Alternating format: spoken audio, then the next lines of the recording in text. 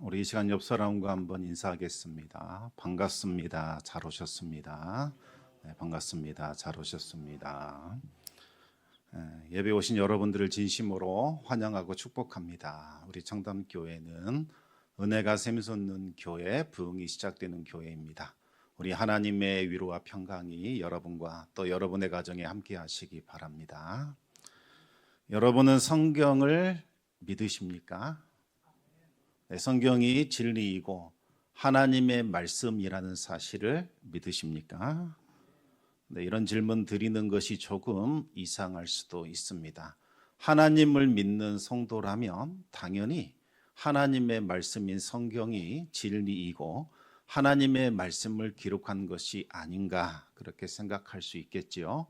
하지만 이 문제는 그리 단순한 문제는 아닌 것 같습니다. 2022년입니다. 미국 갤럽에서 자료를 조사해 보니까 성경을 하나님의 말씀으로 있는 그대로 받아들이는 사람은 20%밖에 되지 않았습니다. 49%는 하나님의 영감이 들어있기는 하지만 모든 성경을 문자 그 자체로 받아들이기는 어렵다라고 대답했고 29%는 성경은 사람들의 이야기, 전설, 도덕적 교훈이 담겨 있는 인간의 책이다 이렇게 대답했다고 합니다. 성경을 하나님의 말씀으로 믿는 사람들보다 그렇지 않는 사람들의 비율이 훨씬 더 많아졌지요. 이것은 갤럽 조사가 시작된 이래로 처음 있는 일이라고 합니다. 한때는 달랐습니다. 성경을 의심 없이 받아들였고 또 여리고성 함락과 같은 이야기도 하나님의 역사로 믿었습니다. 그러나 계몽주의가 시작되면서 인간의 이성이 신앙의 자리를 대신하게 되자 사람들은 성경을 비롯한 모든 권위들을 의심하기 시작을 합니다. 믿지 않는 사람들뿐만 아니라 하나님을 믿는다 고백한 성도들까지도 이제는 성경을 신화로 여기기 시작했다는 거지요. 그 중에서도 여리고성 함락 이야기는 가장 많은 공격을 받았습니다. 나팔을 불고 사람들이 소리 지른다고 어찌 그 견고한 성이 무너질 수 있단 말이냐? 말이 안 된다. 또 고고학적으로 여리고성이 존재했다는 것을 뒷받침할 만한 증거도 없지 않느냐? 여호수아가 실제 인물이었는지도 확실치 않다. 이것은 고대 이스라엘 사람들이 꾸며낸 민족의 신화이지 않겠냐? 신의 도움으로 승리했다라는 식의 민족적 영웅담일 뿐이다. 그리고 사람들이 말합니다. 정말 여리고라는 도시가 존재했다면 성경 말고도 다른 문헌들에 기록되어야 하는 것이 아니냐? 그런데 성경에만 기록되었다면 이것은 꾸며낸 허구일 가능성이 높다는 것을 의미할 것이다.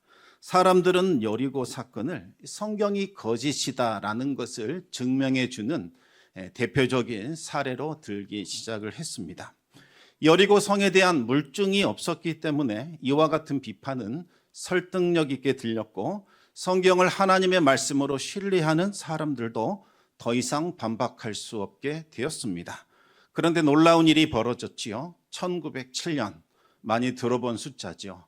바로 우리 청담교회가 세워지던 그 해에 독일의 고고학자들이 성경이 있을 것이라고 추측되는 여리고성 근처를 이제 파기 시작을 합니다. 그리고 몇 년 만에 실제로 그 유적을 발굴해 버리지요. 그 소식을 들은 사람들은 놀라게 됩니다. 정말 여리고가 존재했구나. 어쩌면 성경이 사실일지도 모르겠다. 마땅히 이런 반응이어야 합니다. 하지만 사람들은 다시 말을 하기 시작합니다. 좋아, 이곳에 오래된 도시가 있다는 것, 그것은 증명되었다. 하지만 그 도시가 성경이 말하는 여리고라는 증거는 없지 않느냐. 또 연대 측정을 해봤더니 여리고성이 무너진 시점이 성경의 기록보다 대략 150년 정도 앞선다는 그러한 추정이 나오게 됩니다. 그러자 사람들은 그럴 줄 알았다라는 투로 다시 말을 합니다. 보라, 여호수아가 여리고를 무너뜨린 것이 아니었다. 이미 도착했을 때에는 그 도시는 완전히 폐허가 된 상태였다. 그러면서 마치 손쉽게 정령해 놓고서 하나님의 능력으로 무너뜨린 것처럼 꾸며낸 것이다. 많은 이들이 이 주장을 열광적으로 받아들이게 됩니다. 그런데 또다시 놀라운 발견이 이루어집니다. 새롭게 발견된 도자기 조각을 정밀 분석했더니 성경이 말하는 시점과 정확히 일치하게 됩니다. 뿐만 아니라 곡물이 가득 담겨 있는 항아리들이 다량으로 나왔는데 불에 그을린 채 거의 온전한 상태로 남아 있었다는 거지요. 이것은 무엇을 말하는 걸까요? 여리고 성은 급작스럽게 철저히 진멸되었다. 정복자들은 이 식량에 일절 손대지 않았다. 이것을 보여주는 겁니다. 여러분, 전쟁에서 식량과 전리품은 생명과 같을 정도로 아주 귀합니다. 그런데 그 식량과 그 전리품에 손을 대지 않았다. 이것은 아주 이례적인 일이죠. 이것은 누군가가 전리품을 취하지 말라 강력하게 명령했기 때문입니다. 여러분, 누가 명령했을까요? 바로 여호와 하나님께서 명령하셨습니다. 여리고 성은 하나님의 명령 아래에 이루어진 전쟁이었던 거지요. 사람들은 이 성의 잣대로 성경을 마음껏 재단하며 조롱을 했습니다. 하지만 시간이 흐르면서 이 성의 바탕을 둔 고고학은 오히려 하나님의 역사를 증언하기 시작을 합니다. 그 성은 존재했다. 그리고 갑작스럽게 무너졌다. 전리품은 일절 손대지 않았다. 이것이 성경이 증언하는 것과 일치한다. 성도 여러분, 하나님의 말씀이 무너졌다 조롱했던 그 여리고 성이 결국 하나님의 진실하심을 증언하게 됩니다. 오늘 우리 인생에도 그런 여리고 성이 있을지 모릅니다. 견고하게 닫히고 무너지지 않을 것 같은 성벽이 우리 인생길을 가로막을 수 있다는 거지요. 그러나 하나님은 그 어떤 성벽도 그 어떤 문제도 반드시 무너뜨리는 분이십니다. 하나님께서 여리고를 어떻게 무너뜨렸는가? 그리고 우리의 여리고는 어떻게 무너질 수 있는가? 함께 은혜를 나누겠습니다. 오늘 본문을 이해하기 위해서 먼저 여호수아 5장 사건을 한번 간단하게 살펴보겠습니다. 여호수아 5장에는 크게 세 가지 사건이 나옵니다. 첫 번째는 할례를 받은 사건, 두 번째는 유월절을 지킨 사건, 세 번째는 여호와의 군대 대장을 만난 사건, 이 세 가지가 나옵니다. 할례는 어떤 의미입니까? 내가 누구인가 이것을 알려주는 사건이지요. 나는 하나님과 특별한 언약 관계에 있는 존재다. 이것을 깨닫게 해주는 표징입니다. 할례를 받는다는 것은 나는 하나님과 언약 맺은 하나님의 특별한 백성이요 하나님의 자녀다. 자기 정체성을 확증해 주는 겁니다. 이스라엘은 그 할례를 통하여 그들이 하나님의 백성이라는 정체성을 회복할 수 있었습니다. 두 번째로 유월절은 하나님의 구원에 대한 이야기입니다. 죽음의 천사가 애굽의 모든 첫째 아들을 멸하던 그날 밤 이스라엘은 어린 양의 피를 발라 죽음에서 벗어나는 구원을 경험하게 됩니다. 그리고 애굽으로부터 완전히 해방되게 되지요. 유월절은 하나님이 택하신 백성들과 함께 하신다. 그들을 보호하신다. 그들을 구원하신다. 그들에게 승리를 주신다. 이것을 보여주는 사건입니다. 그래서 이스라엘은 가나안 족속과의 전쟁을 앞두고 유월절을 지켰던 거지요. 세 번째, 여호와의 군대 대장을 만난 사건은 어떻게 승리를 거둘 수 있는가 이것을 말씀하고 있는 겁니다. 앞으로 이스라엘이 치르게 될 전쟁은 이스라엘이 그들의 힘으로 자력으로 싸워 이기는 전쟁이 아니라 하나님이 대신 싸워주시는 전쟁이라는 것을 깨닫게 해줍니다. 이 전쟁은 이스라엘의 군사력으로 승리하는 것이 아니라 오직 하나님의 능력과 도움으로만 승리할 수 있습니다. 이스라엘이 하나님의 뜻에 순종할 때에 승리를 거둘 수 있습니다. 정리하자면 이스라엘은 여리고 전투를 시작하기 전에 먼저 영적 전쟁을 치를 준비를 다 마치게 됩니다. 할례를 통해서 나는 누구인가? 하나님의 특별한 자녀이다 라는 것을 인식했고, 유월절 사건을 통하여 하나님은 우리를 구원하신다, 우리는 구원받은 백성이다 라는 사실을 알게 되었고, 여호와의 군대 대장을 통해서 이 전쟁은 우리의 전쟁이 아니라 하나님이 친히 개입하시고 참전하여 승리를 거두시는 전쟁이다 라는 것을 알게 됩니다. 우리가 해야 할 일은 하나님의 말씀에 순종하는 것이요, 이 사실을 깨닫게 되지요. 이제 이스라엘은 이 길갈에서 영적 전쟁을 위한 준비를 마친 후에 드디어 여리고 전투에 임하게 됩니다. 이제부터는 어떻게 이스라엘이 이 여리고 성을 무너뜨리게 되는지 말씀을 살펴보겠습니다. 먼저 1절 말씀을 우리 같이 읽어보겠습니다. 이스라엘 자손들로 말미암아 여리고는 굳게 닫혔고 출입하는 자가 없더라. 이스라엘이 그 범람하는 흘러내리던 요단강을 가르고 그 사이를 지나왔다라는 소문을 들은 여리고 주민들은 여리고 성문을 완전히 닫아버립니다. 이스라엘과 정면으로 싸우기보다는 이 견고한 성을 의지하여 싸우는 것이 더 유리했기 때문이죠. 당시 여리고 성은 최첨단 기술이 축적된 난공불락의 성이었습니다. 여리고 성은 아주 가파르고 매끄러운 경사지 위에 세워져 있었고 주변에는 대적들이 접근할 수 없는 해자와 같은 방해물을 설치해 놓았습니다. 따라서 함부로 성벽에 접근한다는 것은 자살 행위나 마찬가지였지요. 설령 이 성벽에 접근했다 할지라도 워낙에 두터웠기 때문에 이스라엘이 가진 무기나 병력으로는 이 여리고성을 무너뜨릴 수 없었습니다. 이런 경우에 선택할 수 있는 전략은 여리고성을 완전히 포위하고 식량이 떨어질 때까지 계속해서 기다리는 거지요. 하지만 이 전략도 채택하기 어렵습니다.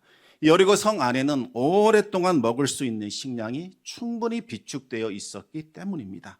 만약 여리고 성을 함락하느라 시간이 지체된다면 이스라엘이 불리합니다. 왜냐하면 이스라엘은 식량이 얼마 준비되지 않았고 오래 기다리는 동안 가나안의 모든 족속들이 힘을 합쳐 이스라엘과 싸울 수 있기 때문이죠. 여리고 주민들은 이와 같은 사정을 알고 있었기 때문에 그냥 문을 잠그고 버티기 작전에 들어간 겁니다. 객관적으로 볼 때에 이스라엘이 여리고 성을 무너뜨린다는 것은 불가능한 일입니다.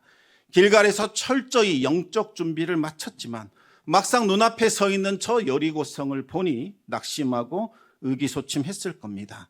그런데 이런 상황에서 하나님은 다시 한번 소망의 말씀을 주십니다. 2절 말씀 우리 같이 읽어보겠습니다. 여호와께서 여호수아에게 이르시되 보라, 내가 여리고와 그 왕과 용사들을 내 손에 넘겨 주었으니. 여기서 넘겨 주었다라는 말은 이 군사적으로 어떤 권력이나 통치권을 넘겨줄 때, 이양할 때 사용하는 바로 그 용어입니다. 그런데 특이한 것이 있죠. 넘겨줄 것이다 이렇게 말씀하지 않고 넘겨주었다 말씀하고 있습니다. 무슨 의미일까요? 전쟁이 이미 시작되기도 전에 승리가 확정되었다 이런 뜻입니다. 승리가 이미 이스라엘 백성들에게로 넘어간 겁니다. 여러분, 이것이 바로 영적 전쟁의 특징이죠. 아마도 이런 경험 있을 겁니다. 어떤 문제를 가지고 가슴을 치면서 기도하려고 할 때 이런 경험을 많이 합니다. 기도의 자리로 들어갈 때는 크게 낙심하고 절망해서 걸어 들어가지 못하고 엉금 기어 들어갑니다. 그런데 기도하다 보면 어느샌가 찬송이 나오기 시작하고 힘이 생깁니다. 그리고 한참 기도한 후에는 마음속에서부터 이겼다, 승리했다, 응답받았다, 이와 같은 확신이 들면서 하나님의 이름을 높이며 찬양하게 됩니다. 엉금엉금 기어서 들어갔던 사람이 춤을 추며 환하게 웃으며 뛰쳐나오는 그와 같은 경험을 하게 되지요. 상황은 변한 것 없습니다. 문제도 그대로입니다. 아무것도 해결되지 않았습니다. 그런데 이상하죠. 마음 한가운데에서 승리의 노래가 울려 퍼집니다. 마음이 기쁘고 즐겁습니다. 마음이 평안합니다. 여러분, 그러면 끝난 겁니다. 승부는 봐도 그 기도의 자리, 이곳에서 판가름이 나는 거지요. 우리는 이미 승리한 결과를 가지고 승리한 싸움을 하는 것에 불과합니다. 지금 이스라엘이 그렇습니다. 2절에서 이미 전쟁의 승패가 났습니다. 하나님께서 그 대적들을 이스라엘 손에 넘겨주셨고 이스라엘은 이미 승리를 확정지었습니다. 이제 남은 것은 그 승리를 내 것으로 취하는 겁니다. 어떻게 그 승리가 나에게로 들어오게 되는지 그 과정을 지켜보기만 하면 되는 거지요. 이제 하나님은 여호와의 군대 대장을 통해서 이미 여호수아에게 어떻게 전쟁하면 될 것인지 알려주셨고 여호수아는 그 전략을 따라 그대로 행하게 됩니다. 그 내용이 3절에서부터 5절까지 나옵니다. 우리 같이 3절에서 5절까지 말씀 같이 읽겠습니다.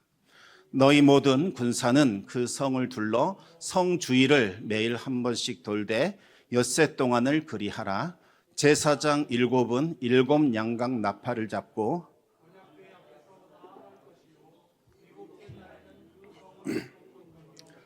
그 제사장들은 나팔을 불 것이며 제사장들이 양각 나팔을 길게 불어 그 나팔 소리가 너희에게 들릴 때에는 백성은 다 큰 소리로 외쳐 부를 것이라.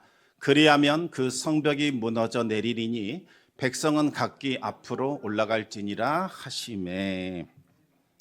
매일 아침마다 여리고 성을 한 바퀴 돌고 다시 진영으로 돌아오라는 겁니다. 이것을 6일간 계속 반복합니다. 그리고 마지막 7일째가 되면 이제 7바퀴를 도는 거지요. 그리고 크게 함성을 지르라는 겁니다. 그러면 알아서 성벽은 무너지게 되고 너희는 올라가서 승리의 깃발을 꽂으면 된다. 이렇게 말씀하고 있습니다. 그런데 이 전투 방법은 이방인들의 관점에서 볼 때에는 말도 안 되고 미련하고 어리석어 보이는 방법입니다. 여태 동안 한 바퀴씩 매일 돌고 7째 날에는 7바퀴 도는 것, 이것이 여리고 성이 무너지는 것과 무슨 관계가 있겠습니까? 제사장들이 나팔을 불고 백성들이 크게 고함 지르는 것, 이것이 여리고 성이 함락되는 것과 무슨 관계가 있단 말입니까? 그러나 하나님은 어리석어 보이는 이 방법을 통하여 이스라엘에게 승리를 주셨습니다. 여리고 성을 도는 것이 도대체 어떤 의미가 있는지 간략하게 살펴보겠습니다. 첫 번째로 여리고 성을 도는 것은 예배를 의미하는 겁니다. 여리고 성을 돌 때에 이스라엘이 어떻게 행군했는지 조금 더 자세하게 말씀드리겠습니다. 무장을 한 이스라엘 군대를 제1부대, 제2부대 2개로 나눕니다. 제1부대가 맨 앞에 서고 그 다음에는 7명의 제사장이 양뿔로 만든 양각나팔을 불며 따라갑니다. 그리고 나서 제사장들이 언약궤를 메고 그 뒤를 따라가지요. 그리고 맨 후위를 제2부대가 따라가게 됩니다. 이와 같은 방식으로 성 주변을 돌게 됩니다. 여러분, 이것은 무엇을 의미하는 걸까요? 이것은 전쟁을 치르겠다는 엄포를 놓는, 두려움을 주는 그와 같은 행위일까요? 그렇지 않습니다. 이 의미는 이 땅은 여호와 하나님의 것이다, 하나님께서 지금 이곳에 임재하셨다라는 것을 선포하는 예배 행위입니다. 제사장들이 불었던 그 나팔은 양뿔로 만든 양각 나팔입니다. 이스라엘은 크게 두 종류의 나팔이 있지요. 하나는 은나팔이고 또 다른 하나는 양뿔로 만든 양각 나팔입니다. 은나팔은 주로 전쟁할 때에 부는 나팔입니다. 그러나 이 양각 나팔은 이 종교적인 예식과 예배할 때 사용되었던 나팔입니다. 양각 나팔을 분다는 것은 이렇게 선포하는 것이나 마찬가지입니다. 여호와 하나님이 지금 이곳에 계신다. 너희들은 하나님을 맞이할 준비를 하라. 그분께 꿇어 엎드려 경배하라. 이것을 선언하는 거지요. 여러분, 마지막 날 우리 주님께서 이 땅에 다시 오시는 재림의 날 가장 먼저 들려오는 것이 바로 이 양각 나팔 소리입니다. 천사장들이 크게 호령을 지르면서 이 양각 나팔을 불게 되지요. 그러면서 선포합니다. 만왕의 왕이시요 만주의 주가 되시는 주님께서 이 땅에 행차하신다. 너희 백성들아, 주님을 맞이하라. 제사장들이 양각 나팔을 불었다는 것은 전쟁을 선포한 것이 아니라 하나님이 이곳에 임재하신다, 이 땅의 주인이신 여호와께서 이곳에 행차하셨다, 이것을 선언하는 겁니다. 너희 여리고 주민들아, 너희들도 이제 하나님 앞에 꿇어 엎드려 그분을 경외하라. 예배로 초대하는 행위입니다. 그리고 그 다음으로 언약궤지요. 7명의 제사장이 양각 나팔을 불고 앞서 나가면 그 뒤를 따라 하나님의 언약궤가 행진을 합니다. 언약궤는 무엇을 의미할까요? 하나님이 이곳에 계신다, 하나님의 임재를 눈으로 볼 수 있도록 보여주는 상징물, 그것이 바로 언약궤입니다. 언약궤를 메고 행진한다는 것은 하나님이 이곳에 계신다는 것을 보여주는 거지요. 이것이 바로 예배입니다. 우리는 만왕의 왕이신 하나님을 예배합니다. 그러면서 동시에 세상을 향하여 너희들도 하나님을 예배하라 선언하고 있는 겁니다. 지금은 예배 드릴 수 있는 때다. 지금 예배의 기회가 주어졌다. 세상 사람들아, 너희들도 너희의 여호와 너희의 하나님께로 돌아와 예배 드려라, 이렇게 선언하는 거지요. 여러분, 우리가 하나님 앞에 예배 드리러 나아갈 때에 세상은 우리를 통하여 우리의 주인이 누구이신지를 선언하는 이야기를 듣게 되는 겁니다. 일주일간 성벽을 계속해서 돌았다는 것은 일주일간 예배를 드린 것이요, 예배할 수 있는 기회를 그들에게 주었던 겁니다. 회개할 수 있는 기회가 주어진 겁니다. 세상 사람들의 눈에 비친 예배는 쓸데없는 낭비이자 헛된 일처럼 보일 수 있습니다. 때로는 성도들도 그렇게 생각을 하지요. 이 예배 꼭 이렇게 드려야 하는가? 그냥 내가 개인적으로 하나님 믿기만 하면 되지, 굳이 예배당까지 나가서 예배 드릴 필요가 있을까? 이런 생각을 한다는 겁니다.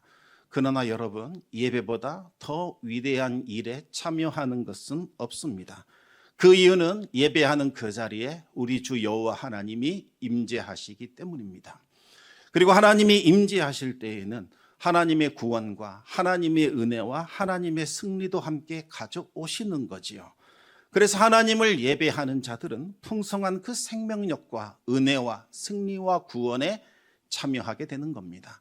그러나 끝까지 하나님을 거부하는 자들, 나는 여호와 하나님을 인정할 수 없다, 그렇게 멸시하는 자들은 마지막 날 심판과 멸망이 임하게 되는 겁니다. 두 번째로 여리고 성을 도는 것은 믿음으로 순종하는 것을 뜻합니다. 여리고 성을 돌 때에 반드시 해야 할 일이 있었습니다. 그것은 바로 침묵하는 겁니다. 우리 10절 말씀을 같이 읽어보겠습니다. 여호수아가 백성에게 명령하여 이르되 너희는 외치지 말며 너희 음성을 들리게 하지 말며 너희 입에서 아무 말도 내지 말라. 그리하다가 내가 너희에게 명령하여 외치라 하는 날에 외칠지니라 하고. 아무 말도 내지 말라는 것은 하나님을 온전히 믿고 부정적인 생각이나 불평이나 원망을 입 밖에 내지 말라는 거지요.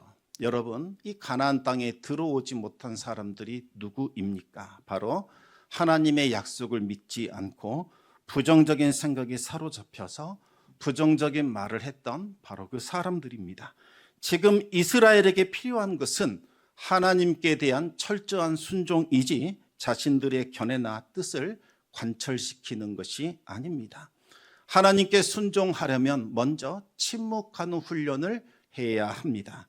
침묵해야만 세밀하게 들려오는 하나님의 음성을 들을 수 있습니다. 우리 안에 수많은 생각들, 수많은 근심, 수많은 염려, 수많은 분노와 수많은 원망이 가득할 때는 하나님의 음성이 잘 들려오지 않습니다.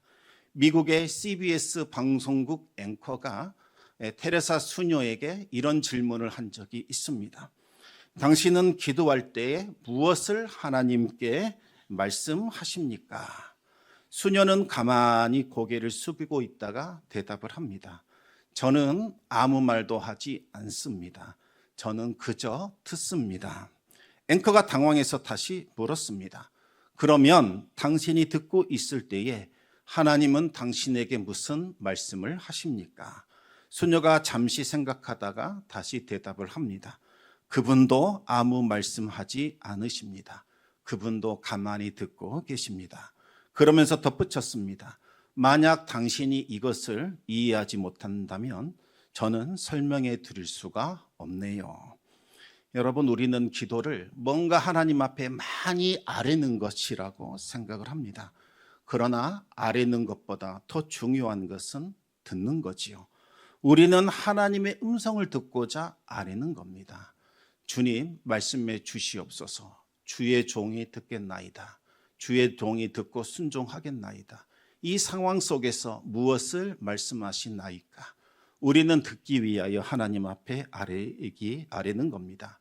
그런데 아뢰기만 할 뿐 하나님이 들려주시는 음성에 아무 관심이 없다면 기도를 통한 기쁨과 즐거움을 맛볼 수 없게 되겠지요.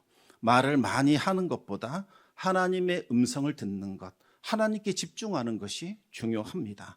이스라엘은 이제 이 침묵을 통하여 내면에서 들려오는 온갖 불순종과 불평의 말들을 내려놓고 오직 주님이 주신 그 약속의 말씀에만 집중할 수 있었습니다. 왜 이 성 주변을 돌아야 하는가? 이것이 전쟁을 이기는 것과 무슨 상관이 있단 말인가? 왜 여호수아는 도대체 이해하지 못할 일을 우리에게 지시하는가? 여러분, 이해할 수 없었지만 침묵 가운데 믿음으로 행진하며 순종을 했습니다. 그리고 그 순종을 통하여 이스라엘은 승리할 수 있었던 거지요. 이스라엘은 순종하되 철저히 끝까지 순종을 했습니다.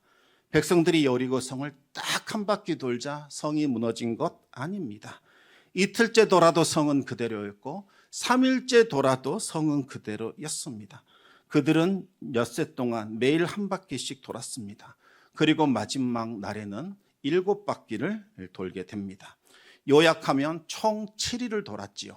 그리고 마지막 날 7일째에는 7바퀴를 돌았습니다. 숫자 7이 계속해서 나오지요. 숫자 7을 완전수라고 부릅니다. 꽉 찬 수, 충만한 수라는 뜻입니다. 이것은 전적인 온전한 순종을 뜻하는 겁니다. 온전한 순종을 행했을 때에 여리고성이 무너진 겁니다. 하나님이 주신 말씀을 하나도 어기지 않고 온전히 순종할 때에 우리에게 승리가 주어지는 겁니다. 나아만 장군 생각해 보시기 바랍니다. 엘리사는 나아만 장군에게 요단강 물에 7번 목욕하라 말합니다. 여러분, 나아만 장군이 언제 깨끗함을 입었습니까? 7번 물에 담그고 그가 나왔을 때에 바로 놀라운 기적이 일어나지 않았습니까? 엘리사가 말했던 숫자 7 역시 온전한 순종을 의미하는 겁니다. 하나님은 끝까지 철저히 순종하기를 원하십니다. 그런데 많은 분들이 한두 번 해보다가 안 되면 포기하고 자리를 이탈하지요. 안 되네, 안 되나 보다, 하나님 안 계시나 보다, 계시더라도 나에게 관심이 없으신가 보다. 여러분, 이것은 온전한 순종이 아닙니다. 하나님은 우리가 순종의 그 분량을 가득히 채울 때까지 기다리신 분입니다. 한 번의 순종으로 상황이 바뀌지는 않습니다. 온전한 분량의 순종이 채워질 때에 비로소 상황은 변화되는 거지요. 가나안 전쟁은 바로 믿음의 싸움입니다. 하나님을 믿고 순종해야 승리할 수 있습니다. 히브리서 11장 30절 말씀을 같이 읽어보겠습니다. 믿음으로 7일 동안 여리고를 도우니 성이 무너졌으며. 여기서 중요한 것은 믿음으로입니다. 여리고를 돌았던 행위 그 자체가 성을 무너뜨리는 것이 아닙니다. 순종의 분량을 가득 채운 그 믿음이 여리고성을 무너뜨린 거지요. 하나님의 약속을 온전히 믿고 순종하는 것, 이것이 바로 세상을 이기는 비결이다, 그렇게 말씀했습니다. 요한일서 5장 4절 말씀 우리 같이 읽어보겠습니다. 무릇 하나님께로부터 난 자마다 세상을 이기느니라. 세상을 이기는 승리는 이것이니 우리의 믿음이니라. 아멘. 여러분, 이제 말씀을 맺겠습니다. 이스라엘이 여리고성을 함락할 수 있었던 것은 영적인 준비를 철저히 했고 믿음으로 온전한 순종을 이루었기 때문입니다. 이스라엘은 일주일간 여리고성을 돌면서 나팔을 불었습니다. 이것은 예배지요. 이스라엘은 일주일간 여리고성을 돌며 하나님의 임재를 선포했고 하나님을 예배했던 겁니다. 다음으로 이스라엘은 모든 불평과 원망을 침묵으로 잠재우고 오직 하나님께만 집중했습니다. 그들이 순종의 분량을 다 채우고 큰 나팔 소리와 함께 함성을 질렀습니다. 이것은 전쟁이 시작되었습니다. 이제 전쟁 시작하십시오 라는 전쟁 개시 신호입니다. 그러자 미리 주둔하고 있었던 하나님의 불말과 불병거를 탄 하늘의 군대가 순식간에 여리고성을 무너뜨리게 되지요. 학자들이 조사한 바에 의하면 여리고성이 땅이 벌어지면서 그냥 싱크홀 아래로 내려가듯이 그렇게 함몰된 것 같다라고 추측을 합니다. 성도 여러분, 지금 수많은 여리고성이 우리의 앞길을 가로막고 있습니다. 얼마나 크고 견고하게 보이는지 마치 우리를 좌절하게 만들 것처럼 보입니다. 그러나 그 어떤 여리고성도 우리를 넘어뜨릴 수 없지요. 하나님께서 우리와 함께 하시기 때문이며 이미 승리를 우리에게 넘겨주셨기 때문입니다. 오늘 우리 앞에 놓인 여리고는 과학과 이성의 논리로 무정한 불신앙의 성벽일 수도 있습니다. 성경은 허구다, 신하다, 하나님은 없다, 믿음은 미신 행위에 불과하다, 외치며 조롱할지도 모릅니다. 그러나 그 어떤 성벽도 그 어떤 문제도 하나님 앞에 맥없이 무너졌습니다. 고고하게 이미 증명했듯이 의심의 대상이었던 여리고성은 오히려 하나님의 진실을 증명하는 증거가 되었던 겁니다. 또 어떤 분에는 그 여리고가 질병일 수도 있고 또 경제적인 어려움일 수도 있고 관계의 단절이나 외로움일 수도 있을 겁니다. 그런데 어떤 성벽이든지 그 성벽이 아무리 높고 두텁다 할지라도 하나님은 능히 그 성벽을 무너뜨리시는 분이십니다. 우리가 해야 할 일은 단 하나입니다. 이제 믿음의 눈을 들어 우리와 함께 하시는 하나님, 그분을 다시 바라보는 거지요. 문제의 한복판에 서서 만왕의 왕, 만주의 주가 되시는 하나님을 높이고 경배하시고 하나님이 이곳에 임재하시며 통치하고 계신다 선포하시기 바랍니다. 그리고 조용히 잠잠히 침묵하며 하나님이 지시한 그 순종을 완전히 이루시기 바랍니다. 순종의 분량을 묵묵하게 채우시기 바랍니다. 그리고 하나님의 이름으로 담대하게 선포하시기 바랍니다. 그러면 여리고성은 반드시 무너지게 되어 있습니다. 예배와 순종을 통해서 여러분의 삶 가운데 굳건하게 보였던 여리고가 무너지는 놀라운 역사가 일어나기를 우리 주님의 이름으로 축원합니다.